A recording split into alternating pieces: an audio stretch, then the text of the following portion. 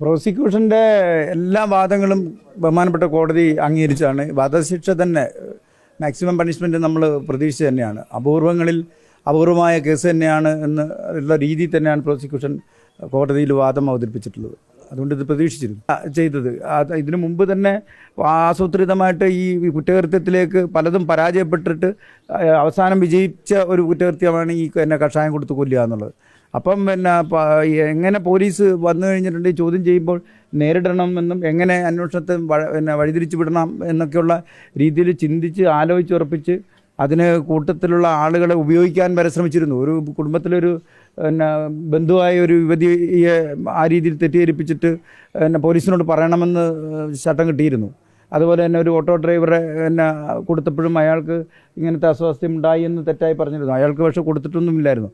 അങ്ങനെയുള്ള പല കാര്യങ്ങളും ഗ്രീഷ്മ ചെയ്തിരുന്നു. ഒരു ക്രിമിനൽ ആയിട്ടുള്ളൊരു വ്യക്തി വളരെ പ്ലാൻഡായിട്ട് ഒരു ക്രൈം ചെയ്യുന്ന അതേ ആസൂത്രിതമായിട്ട് തന്നെയാണ് ഈ പെൺകുട്ടി ചെയ്തത്. നമസ്കാരം. ഒരു അന്വേഷണ ഉദ്യോഗസ്ഥന് ടി വി കണ്ടുകൊണ്ടിരുന്നപ്പോൾ ഒരു ജ്യൂസ് ചലഞ്ചിൻ്റെ ചിത്രം കണ്ടപ്പോൾ 2 ഗ്ലാസ് ജ്യൂസിൽ ഒരു ഗ്ലാസ്സിലെ ജ്യൂസിൻ്റെ നിറവ്യത്യാസം പെട്ടെന്ന് മനസ്സിൽ പതിയുന്നു. ഇതെന്തുകൊണ്ടാണ് ഇങ്ങനെ ഒരേ തരത്തിലുള്ള ജ്യൂസിന് 2 കളർ ഉണ്ടായത് എന്നുള്ളൊരു ചിന്തയിൽ നിന്നാണ് പാറശാല ഷാരോൺ രാജിൻ്റെ വധക്കേസിൽ തുമ്പുണ്ടാവുന്നതും അവിടെ നിന്ന് അങ്ങോട്ട് അന്വേഷണം വ്യാപിക്കുന്നതും ഇന്നിപ്പോൾ ഗ്രീഷ്മ എന്ന കൊടും ക്രൂരകൃത്യം ചെയ്ത കൊലയാളിയെ നെയ്യാറ്റിങ്കര അഡീഷണൽ സെഷൻസ് കോടതി വധശിക്ഷയ്ക്ക് വിധിക്കുന്നതും. ലോകത്തെ ഏറ്റവും ഉന്നത നിലവാരം പുലർത്തുന്ന കുറ്റാന്വേഷണ നിലവാരം പുലർത്തുന്ന പോലീസ് തന്നെയാണ് കേരളത്തിലെ പോലീസ് എന്നുള്ളതിന് ഏറ്റവും പുതിയ ഉദാഹരണം തന്നെയാണ് ഇപ്പോൾ ഗ്രീഷ്മയ്ക്ക് വധശിക്ഷ വിധിച്ച ഈ കേസിൻ്റെ അന്വേഷണം. സാഹചര്യ തെളിവുകളൊന്നും തന്നെ ലഭ്യമല്ലായിരുന്നിട്ടും കേവലം ഒരു ജ്യൂസ് ഗ്ലാസിൽ നിന്ന് ആരംഭിച്ച അന്വേഷണം ഗ്രീഷ്മ എന്ന കൊടും കൊലയാളിയെ, കൊടും ക്രിമിനലിൻ്റെ മനസ്സുള്ള ഒരു സ്ത്രീയെ അഴിക്കുള്ളിലാക്കുവാൻ അല്ലെങ്കിൽ തൂക്കുകയർ വാങ്ങിക്കൊടുക്കുവാൻ അന്വേഷണ ഉദ്യോഗസ്ഥർക്ക് സാധിച്ചു എന്ന് പറയുമ്പോൾ കേരള പോലീസിൻ്റെ തൊപ്പിയിൽ ഒരു പൊന്തൂവൽ കൂടി ചാർത്തേണ്ടതാണ്.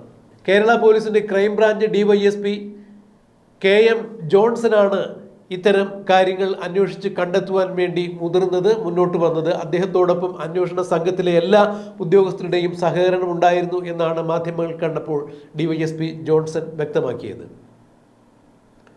ഗ്രീഷ്മ എപ്പോഴും ഒരു കൊടും ക്രിമിനലിൻ്റെ മാനസിക നിലവാരത്തോടു കൂടി തന്നെയാണ്, അല്ലെങ്കിൽ ഒരു കേസിൽ എങ്ങനെ ഇടപെടണം, ആ കേസ് എങ്ങനെയൊക്കെ തേച്ചു മാച്ച് കളയണം എന്നുള്ള ധാരണ കൃത്യമായി ഗ്രീഷ്മയ്ക്ക് ഉണ്ടായിരുന്നു. പലപ്പോഴും ജനങ്ങളെയും പോലീസിനെയും തെറ്റിദ്ധരിപ്പിക്കുവാൻ ഒരു കൊടും ക്രിമിനലിൻ്റെ മാനസിക അവസ്ഥയോടുകൂടി ഗ്രീഷ്മ കരുക്കൾ നീക്കിയിരുന്നു എന്ന് DYSP ജോൺസൺ അടിവരയിട്ട് പറയുമ്പോൾ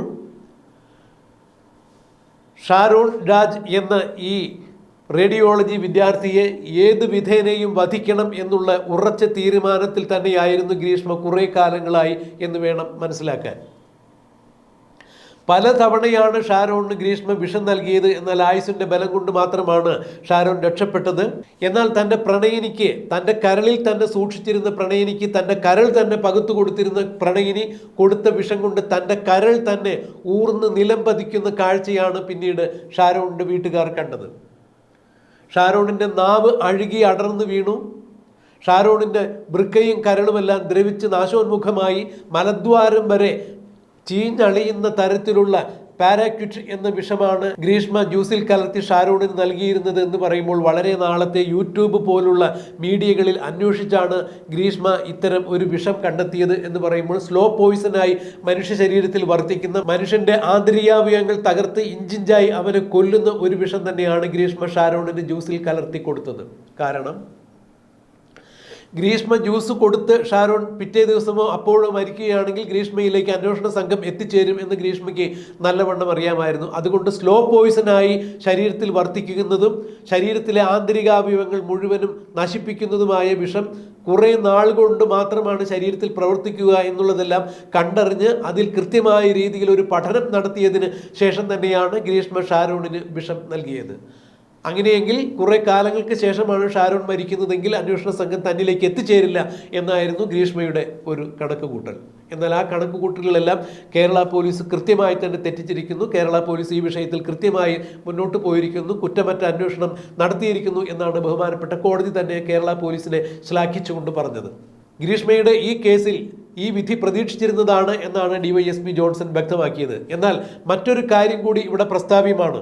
ഷാരോണിന്റെ വിഷയവുമായി, ഷാരോണിന്റെ കേസുമായി ഈ പറയുന്ന വിഷയത്തിന് ബന്ധമില്ലെങ്കിലും സന്ദർഭവശാൽ പറയട്ടെ, ADM നവീൻ ബാബുവിന്റെ ദുരൂഹ മരണത്തിൽ സാഹചര്യ തെളിവുകളെല്ലാം അതൊരു കൊലപാതകമാണ് എന്നുള്ള സംശയത്തിലേക്ക് വിരൽ ചൂണ്ടുമ്പോഴും ഈ മരണം നടന്നിട്ട്, അതായത് ADM നവീൻ ബാബുവിൻ്റെ മരണം നടന്ന് 4 മാസം പിന്നിടുമ്പോഴും കേരള പോലീസ് ഇപ്പോഴും ഇരുളിൽ തപ്പുന്നു. അഥവാ ഇൻക്വസ്റ്റ് റിപ്പോർട്ടിലും പോസ്റ്റ്മോർട്ടം റിപ്പോർട്ടിലും പറഞ്ഞതുപോലെ നവീൻ ബാബുവിൻ്റേത് ഒരു ആത്മഹത്യയാണ് എന്ന തരത്തിൽ തന്നെയാണ് കേരള പോലീസ് അന്വേഷണം മുന്നോട്ട് പോകുന്നത്.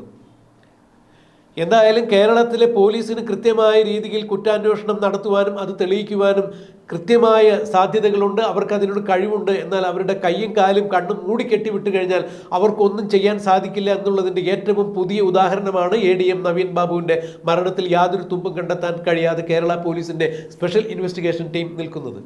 എന്നാൽ ഇതിന് വിഭിന്നമായ രീതിയിൽ യാതൊരു തരത്തിലുള്ള സാഹചര്യ തെളിവുകളോ തുമ്പുകളോ അവശേഷിക്കാതിരുന്ന ഒരു കേസിൽ ഷാരോൺ രാജിന് വിഷം നൽകി ഗ്രീഷ്മ എന്നൊരു പെൺകുട്ടി അയാളെ ഇഞ്ചിഞ്ചായി കൊന്ന കേസിൽ കൃത്യമായി പോലീസ് അന്വേഷണം നടത്തി അതിന് തുമ്പ് കണ്ടെത്തി തെളിവുകൾ ശേഖരിച്ചു. കുറ്റമറ്റ രീതിയിൽ കോടതിയിൽ അത് സമർപ്പിച്ചു.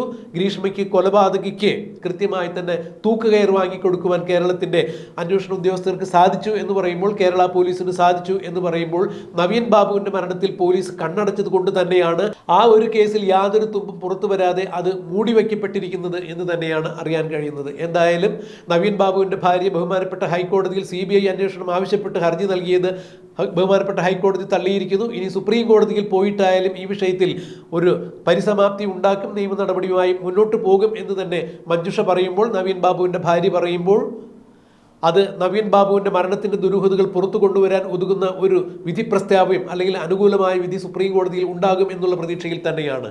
എന്നാൽ കേരള പോലീസിൽ കഴിവുള്ള ഉദ്യോഗസ്ഥരുണ്ട്, കഴിവുറ്റ സേന തന്നെയാണ് കേരള പോലീസ് എന്നാണ് ഷാരോൺ രാജിൻ്റെ വധവുമായി ബന്ധപ്പെട്ട് ഗ്രീഷ്മയ്ക്ക് തൂക്കുകയർ വാങ്ങിക്കൊടുത്തതിലൂടെ കേരള പോലീസ് തെളിയിച്ചിരിക്കുന്നത്. എന്തായാലും നവീൻ ബാബുവിൻ്റെ മരണത്തിൽ ബഹുമാനപ്പെട്ട സുപ്രീം കോടതിയിൽ നിന്നെങ്കിലും CBI അന്വേഷണത്തിന് ഉത്തരവുണ്ടാകും എന്നുള്ളത് നമ്മൾ പ്രതീക്ഷിക്കുന്നു.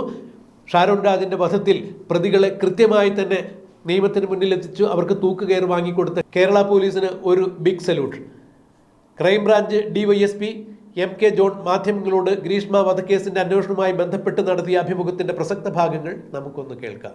പ്രോസിക്യൂഷൻ്റെ എല്ലാ വാദങ്ങളും ബഹുമാനപ്പെട്ട കോടതി അംഗീകരിച്ചാണ്. വധശിക്ഷ തന്നെ മാക്സിമം പണിഷ്മെൻറ്റ് നമ്മൾ പ്രതീക്ഷിച്ച് തന്നെയാണ്. അപൂർവമായ കേസ് തന്നെയാണ് എന്ന് ഉള്ള രീതിയിൽ തന്നെയാണ് പ്രോസിക്യൂഷൻ കോടതിയിൽ വാദം അവതരിപ്പിച്ചിട്ടുള്ളത്. അതുകൊണ്ട് ഇത് പ്രതീക്ഷിച്ചിരുന്നു. കോടതി പ്രത്യേകം അഭിനന്ദിക്കുന്നുണ്ട് അന്വേഷണ സംഘത്തെ. ശാസ്ത്രീയ തെളിവുകളടക്കം ശേഖരിക്കാൻ അന്വേഷണ സംഘത്തിനായെന്ന് കോടതി പ്രത്യേകം എടുത്തു പറഞ്ഞിട്ടുണ്ട്. അതെ, അത് ശാസ്ത്രീയമായ തെളിവുകൾ ശേഖരിക്കുക മാത്രമല്ല, ഈ കുറ്റകൃത്യത്തിലേക്ക് ഓരോന്നായിട്ട് കണക്ട് ചെയ്യുന്നതിലും പോലീസ് വിജയിച്ചു. അതിൻ്റെ നമ്മുടെ ടീം വർക്കിൻ്റെ വിജയം തന്നെയാണ്. തിരുവനന്തപുരം റൂറൽ SP ആയിരുന്നു, ഇപ്പം എൻ്റെ കാസർഗോഡ് SP ആയിരുന്ന റൂറൽ SP മാഡം ശില്പ മാഡം ആയിരുന്നു അന്ന് SP.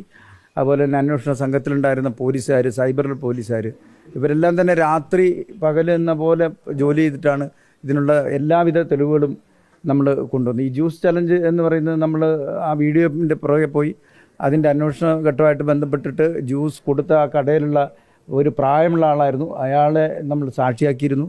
അതുപോലെ തന്നെ മറ്റ് ഇതിൻ്റെ സാമ്പിളും മറ്റും കളക്ട് ചെയ്തിരുന്നു. അയാളെ തന്നെ നമ്മൾ കോടതിയിൽ സാക്ഷിയാക്കിയിട്ട് പ്രസൻറ്റ് ചെയ്തിരുന്നു. അന്ന് പറഞ്ഞ അതേ കാര്യങ്ങൾ തന്നെ കോടതിയിൽ ഒരു മാറ്റവും കൂടാതെ അദ്ദേഹം പറയുകയും ചെയ്തു. അതുകൊണ്ട് തന്നെ അതൊക്കെ വ്യക്തമായിട്ട് കോത്തിണക്കാൻ വേണ്ടിയിട്ട് അന്വേഷണ സംഘത്തിന് കഴിഞ്ഞിട്ടുണ്ട്. അതെ, വളരെയധികം തെറ്റിദ്ധരിപ്പിക്കാനുള്ള എല്ലാ ശ്രമങ്ങളും നടത്തിയിരുന്നു. കോടതി നിരീക്ഷണം നടത്തിയതുപോലെ ഇത് ആദ്യത്തെ കുറ്റകൃത്യമല്ല ചെയ്തത്.